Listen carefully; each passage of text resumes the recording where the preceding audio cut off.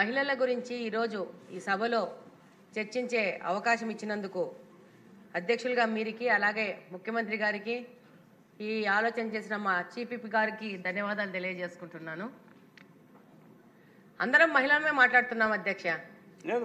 మేము అయిపోయిన వెంటనే మా సహచర బ్రదర్స్ కూడా మాట్లాడాలా? మహిళలకి ఫస్ట్ అవకాశం ఇచ్చాం. పురుషులు చాలా మంది ఉన్నారు. థ్యాంక్ యూ అధ్యక్ష. ఈరోజు మహిళలు గురించి వారికి వచ్చే పథకాల గురించి అన్నీ చెప్తున్నారు అధ్యక్ష.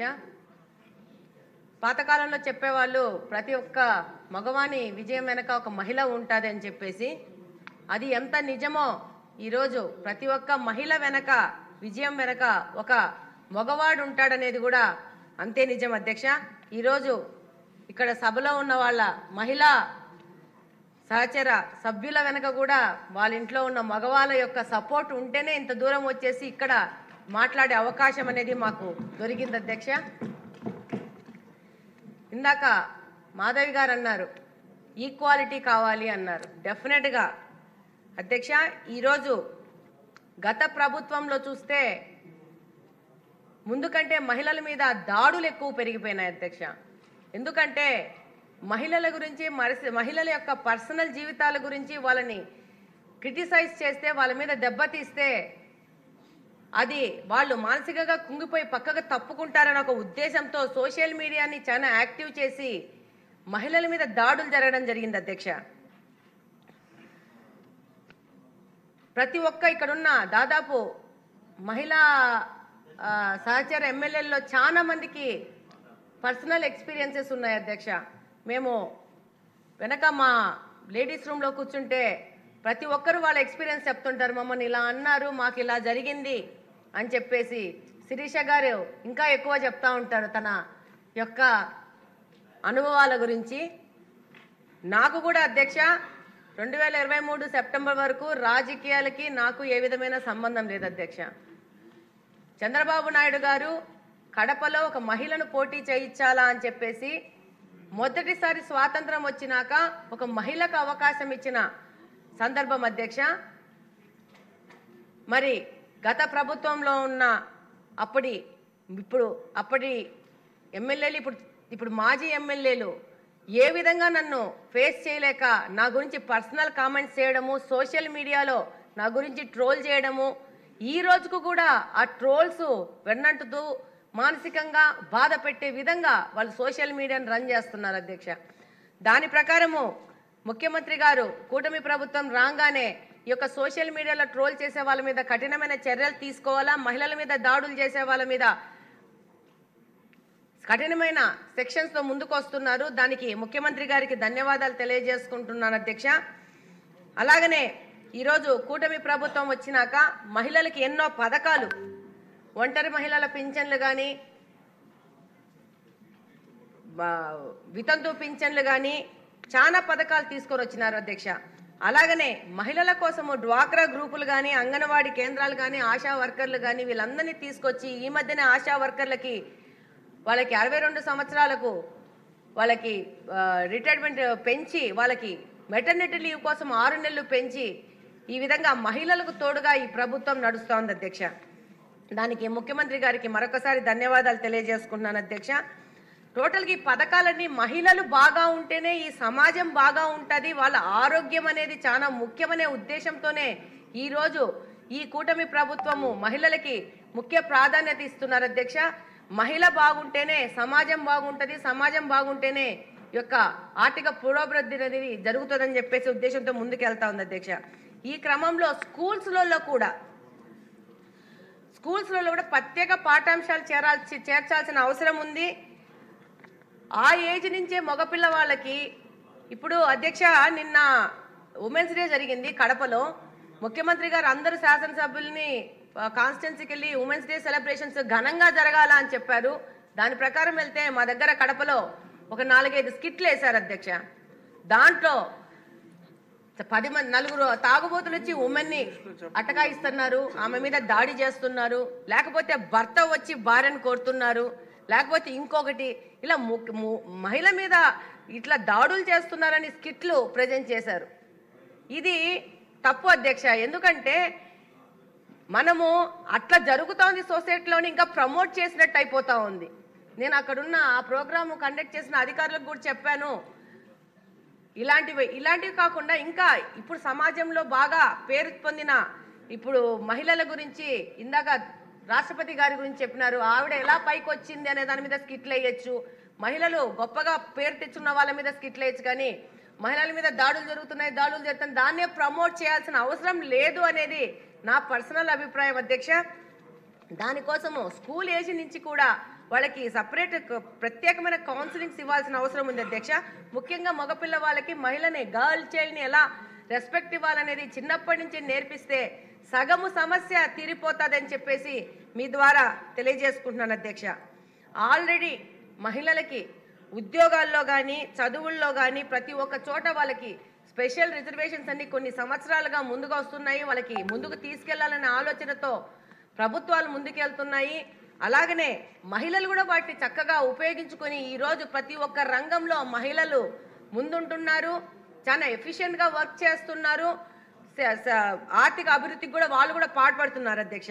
అలాగనే ప్రభుత్వాలు ఈరోజు మహిళలు సార్ ఇవ్వండి, మీరు మాట్లాడమన్నారు, కొంచెం ఫినిష్ చేయండి, కొంచెం అవకాశం ఇవ్వండి అధ్యక్ష. ఈరోజు వ్యాపారంలో కూడా మహిళలు ముందుకు వస్తే వాళ్ళకి స్పెషల్ ఇన్సెంటివ్స్ ఇచ్చేసి వాళ్ళని కూడా ప్రోత్సహిస్తే బాగుంటుంది అధ్యక్ష.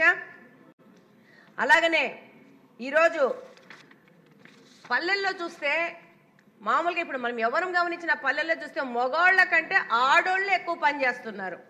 వాస్తవంగా మగవాళ్ళన్నా ఒకరోజు ఖాళీగా ఉంటారు, కానీ పల్లెల్లో ఆడోళ్ళు 2 ఆవులన్నా పెట్టుకొనేసి ఆవుల ద్వారా ఆ ఇంటికి సరిపడా కొంచెమైనా ఆదాయం వచ్చే విధంగా వాళ్ళు రోజు ఆలోచిస్తూ ఉంటారు. ప్రతి ఒక్క మహిళ, ప్రతి ఒక్క గృహిణి ఆ కుటుంబం యొక్క ఆర్థిక దానికి సపోర్ట్ చేయడానికి పని చేస్తూనే ఉంటారు. వాళ్ళ యొక్క శ్రమ ఎవరు కౌంట్ చేయరు అధ్యక్ష.